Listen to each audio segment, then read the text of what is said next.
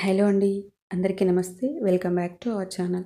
ఎంతో టేస్టీగా ఉండే చాలా తక్కువ టైంలో చేసుకునే healthy and tasty recipe vegetable రైస్ని ఎలా చేసుకోవాలో ఇప్పుడు చూద్దాం.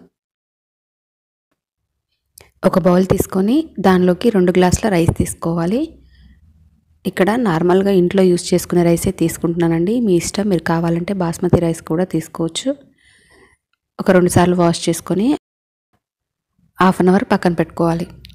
వెజిటేబుల్స్ని ఇలా చిన్నగా కట్ చేసుకొని పెట్టుకోవాలి. ఒక్కో వెజిటేబుల్ నేను 1/2 కప్పు తీసుకున్నానండి. ఇక్కడ నేను చూపించిన అన్ని వెజిటేబుల్స్ తీసుకోవాలని ఏం లేదు. మీకు ఉన్నవి మీ ఇంట్లో తినేవి మాత్రమే యూస్ చేసుకొని కూడా చేసుకోవచ్చు. ఇక్కడ ఒక్కొక్కటి 1/2 కప్పుతో తీసుకున్నాను. రైస్ చేసేందుకు వీలుగా ఉండేది ఒక పెద్ద గిన్నె తీసుకొని దాంట్లోకి 2 టేబుల్ స్పూన్ల ఆయిల్, 1 టేబుల్ స్పూన్ నెయ్యి వేసుకున్నాను. ఒక 3 ఇలాచి, ఒక 4-5 లవంగాలు, కొంచెం జాపత్రి, 1 ఇంచు దాల్చిన చెక్క, 1 మరాఠీ మొగ్గ, 1 స్టార్ ఫ్లవర్, ఒక 3-4 బిర్యానీ ఆకులు, రాతి పువ్వు, 1 టీ స్పూన్ సాజీరా, ఇవన్నీ వేసి బాగా వేగిన తర్వాత ఒక 10-15 జీడిపప్పులు వేసుకుంటున్నానండి. ఇక్కడ ఉంటే వేసుకోండి, లేదంటే లేదు.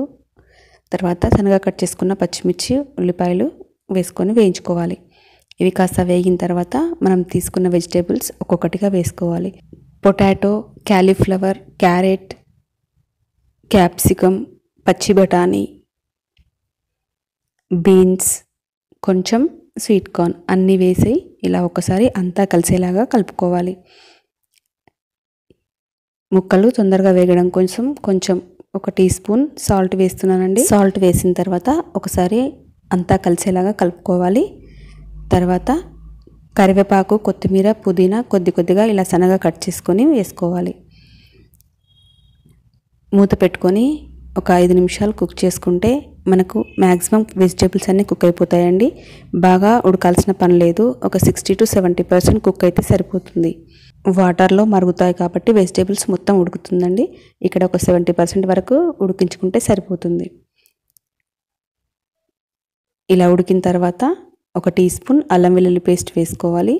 ఈ అల్లం పేస్ట్ ఒకసారి ఆయిల్లో కలిసేలాగా కలుపుకోవాలి. మనం తీసుకున్న 2 గ్లాసుల బియ్యానికి 3 నుంచి 3.5 గ్లాసుల వాటర్ పడుతుందండి. మనం తీసుకున్న బియ్యాన్ని బట్టి.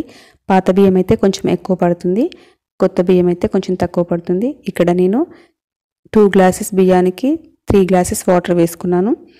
ఇక్కడే సరిపడా సాల్ట్ వేసుకొని కలుపుకోవాలి. ఇలా కలుపుకున్న తర్వాత మూత పెట్టుకొని ఇలా బాగా మరిగేంత వరకు మరిగించుకోవాలి. టేస్ట్ ఒకసారి ఇక్కడ చెక్ చేసుకోండి. సాల్ట్ తక్కువైతే వేసుకోవచ్చు. ఈ వాటర్ని మనం టేస్ట్ చేసినప్పుడు కొంచెం ఉప్పు ఎక్కువగా ఉండాలండి.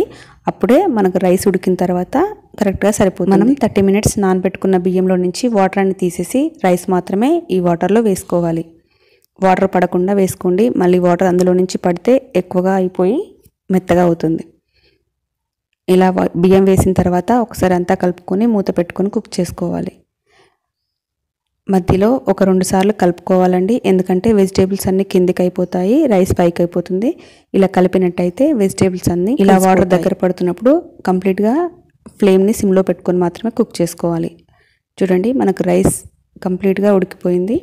ఇలా లాస్ట్లో ఒకసారి రైస్ని తిరిగేసినట్టయితే ఈవెన్గా కుక్ అవుతుంది. రైస్ కంప్లీట్గా ఉడికిన తర్వాత 5 నుంచి 10 నిమిషాలు పక్కన పెట్టుకొని ఆ తర్వాతనే సర్వ్ చేసుకోండి. ఎంతో పొడిలాడుతూ చాలా బాగుంటుంది. ఈ రైస్కి కాంబినేషన్గా మసాలా కర్రీస్ అయితే చాలా బాగుంటాయండి. రైతాను కూడా సర్వ్ చేసుకోవచ్చు. ఎంతో టేస్టీగా ఉండే ఈ రైస్ని మీరు కూడా ఖచ్చితంగా ట్రై చేయండి. లంచ్ బాక్స్లో పెట్టడానికి కూడా చాలా బాగుంటుంది. ఖచ్చితంగా ట్రై చేయండి. ఎంతో పొడిలాడుతూ ఉండే ఈ వెజిటేబుల్ పలావ్ని మీరు కూడా ట్రై చేసి ఖచ్చితంగా ఎలా వచ్చిందో కామెంట్ రూపంలో తెలియచేయండి. మీకు ఈ వీడియో నచ్చినట్టయితే లైక్ చేయండి, మీ ఫ్రెండ్స్కి షేర్ చేయండి. ఎలా అనిపించిందో కామెంట్ చేయండి. సబ్స్క్రైబ్ చేసుకున్నట్టయితే సబ్స్క్రైబ్ చేసుకొని బెల్ ఐకాన్ క్లిక్ చేయండి. Thank you for watching.